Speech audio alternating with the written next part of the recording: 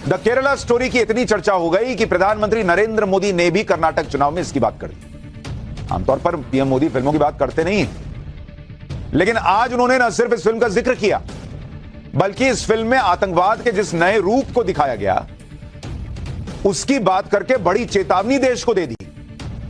नरेंद्र मोदी ने, प्रधानमंत्री नरेंद्र मोदी ने बहुत गंभीर बात कही है। पहले इसको सुनिए, फिर आगे की बातें बताऊंगा। बीते कुछ वर्षों में आतंक का एक और स्वरूप, भयानक स्वरूप पैदा हो गया है। स्नेह तिरे, बम, बंदूक और पिस्तौल की आवाज तो सुनाई देती है, लेकिन समाज को भीतर से खोखला करने की आतंकी साजिश की कोई आवाज नहीं होती। कोर्ट तक ने आतंक के इस स्वरूप पर चिंता जताई है। ऐसी ही आतंकी साजिश पर बनी फिल्म केरला स्टोरी, ये केरला स्टोरी की इन दिनों काफी चर्चा है। कहते हैं केरला स्टोरी सिर्फ एक राज्य में हुई आतंकवादियों की छद्म नीतियों की साजिशों पर आधारित है। देश का इतना खूबसूरत राज्य, जहां के लोग इतने परिश्रमी और प्रतिभाशाली होते हैं, उस केरला में चल रही आतंकी साजिश का खुलासा ये केरला स्टोरी फिल्म में, केरला फाइल्स फिल्म में उसे किया गया है। और देश का दुर्भाग्य देखिए कि कांग्रेस आज समाज को तहस नहस करने वाली इस आतंकी प्रवृत्ति के साथ खड़ी हुई नजर आ रही है। इतना ही नहीं, ऐसी आतंकी प्रवृत्ति वालों से कांग्रेस पिछले दरवाजे से राजनीतिक सौदेबाजी तक कर रही है। चुनाव कर्नाटक में फिल्म केरल के ऊपर बेस्ड है, लेकिन प्रधानमंत्री नरेंद्र मोदी इसे देश के लिए बड़ी चेतावनी के तौर पर रखा है। वो कह रहे भाई बंदूक चलता है, सबको सुनाई देता है, बम फूटता है आतंकवाद के नाम पर, सबको सुनाई देता है, लेकिन समाज को जैसे साइलेंटली खोखला किया जाता है, उसका एक स्वरूप, उस आतंकवाद का एक स्वरूप फिल्म केरला स्टोरी में भी देखने को मिले। पीएम मोदी को फिल्म केरला स्टोरी की बात इसलिए करनी पड़ी क्योंकि कुछ लोग केरल स्टोरी के सच को स्वीकार ही नहीं करना चाहते। वो इतने गंभीर विषय को सीधा प्रोपेगेंडा बताकर खारिज कर दे रहे हैं, और सिर्फ खारिज ही नहीं कर रहे, वो ये चाह रहे हैं कि इसको लोग देखे भी नहीं, इस पर चर्चा भी ना हो। वो इस तरह से दिखा रहे हैं कि जैसे देश में ऐसा कुछ कभी हुआ ही नहीं, जबकि सच ये है कि केरल में लव जिहाद हो या फिर आईसिस के केरल मॉड्यूल की बात हो, जिसमें लोगों को आतंकी बनाकर आईसिस के लिए लड़ने भेजे जाने की बातें हो, ये सब बातें पिछले एक दशक से चर्चा में आती रही हैं।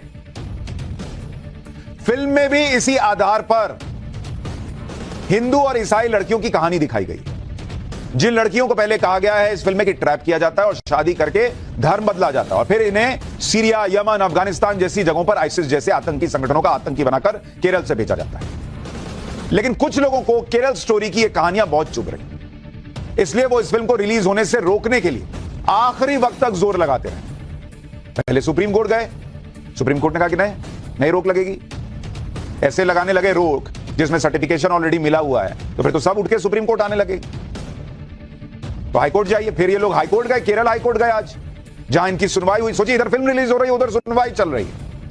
जब सुनवाई हुई तो हाईकोर्ट में क्या हुआ आज आपको जानना चाहिए, तब आपको पता चलेगा कि क्यों इस फिल्म को लेकर जो लोग रोकने पर इस फिल्म को न देखा जा सके इस पर जोर लगा रहे थे, उनके तर्क क्या थे और कैसे हाईकोर्ट में उनके तर्क की हवा निकल गई।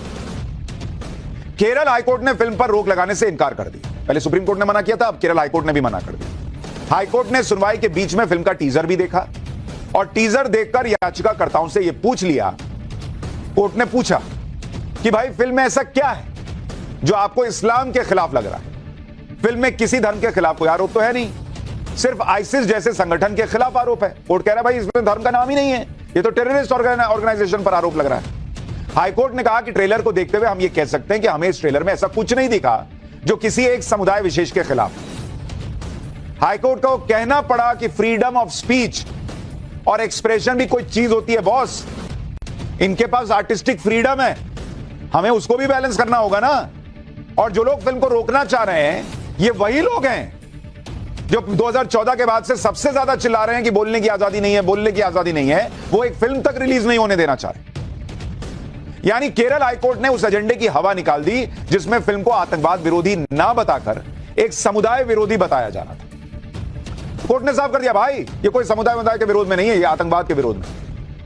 अच्छा, और डिटेलिंग सुनिए कि कैसे इन लोगों के तर्कों की धज्जियां उड़ी कोर्ट के अंदर। कोर्ट ने प्रोमो देखा, फिल्म का टीजर देखा और दो अहम बातें कही कोर्ट ने कहा कि पहली बात तो यह कि किसी फिल्म पर सिर्फ इस आधार पर तो बैन नहीं लगा सकते कि किसी धर्मगुरु को बैड लाइट में दिखाया गया, मतलब गलत तरीके से दिखाया गया है।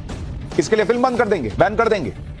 दूसरी बड़ी बात कोर्ट ने यह कही कि लंबे समय से हिंदी और मलयालम दोनों में ऐसी कई फिल्में बनती रही हैं जिनमें किसी धर्मगुरु को विलेन की तरह दिखाया गया है। तब किसी धर्म विशेष की भावनाएं आहत नहीं हुई थी। अब ये जो है वो किसी धर्म के खिलाफ हो गया क्या? इस फिल्म से लव जिहाद पर भी नई बहस शुरू हुई। केरल में लव जिहाद को लेकर बहुत अरसे से बहस होती रही है। आज जब कोर्ट में लव जिहाद की बात आई तो फिल्म को बैन करने की मांग करने वाले पक्ष ने बड़ी दिलचस्प दलील दी, जिसका कोर्ट ने भी बड़ा दिलचस्प जवाब दिया। मतलब जैसा वो दलील दे रहे थे उसी तरह का जवाब कोर्ट ने दिया। फिल्म पर बैन की मांग करने वाले पक्ष ने कोर्ट से कहा कि लव जिहाद तो होता ही नहीं है। सुन रहे हैं, लव जिहाद होता ही नहीं है, जांच से साबित हो चुका है। इस पर कोर्ट ने कहा कि होता है तो भूत प्रेत भी नहीं है भाई, लेकिन उस पर भी तो फिल्में बनती हैं। तो इतना सब मुंह रह गया जो उनका जो आरोप लगा रहे थे कि भाई फिल्म ये है, भाई वो कह रहे लव जिहाद नहीं होता। जज ने कहा कि भाई होता तो भूत भी नहीं है, प्रेत भी नहीं है, नहीं मानते हो? हॉरर फिल्म देखने जाते हो ना, उस पर बैन लगवा देते हो क्या?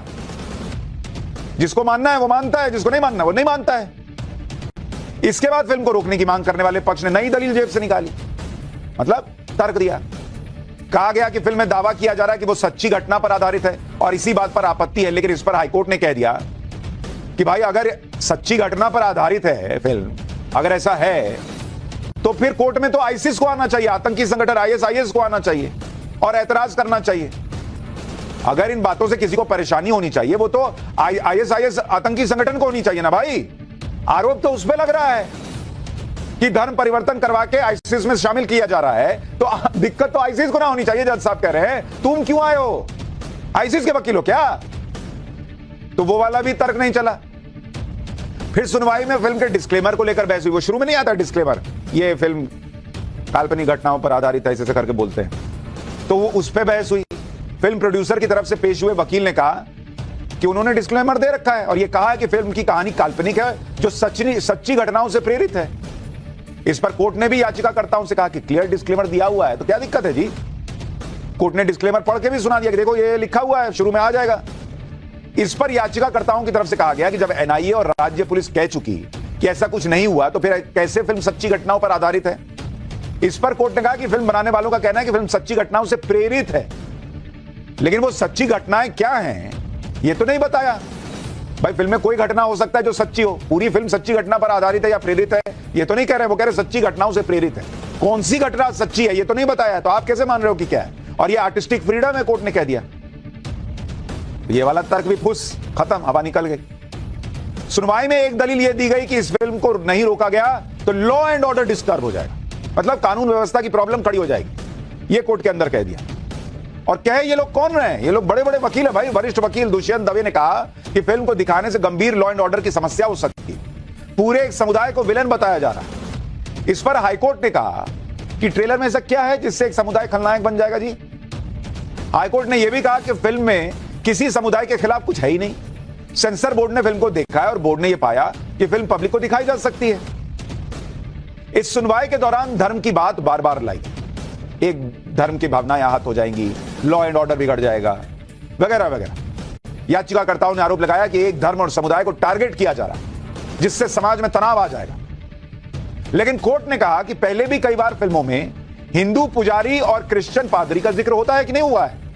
हिंदू पुजारी और क्रिश्चियन पादरी को लेकर भी कई इस तरह की फिल्में बनी हैं।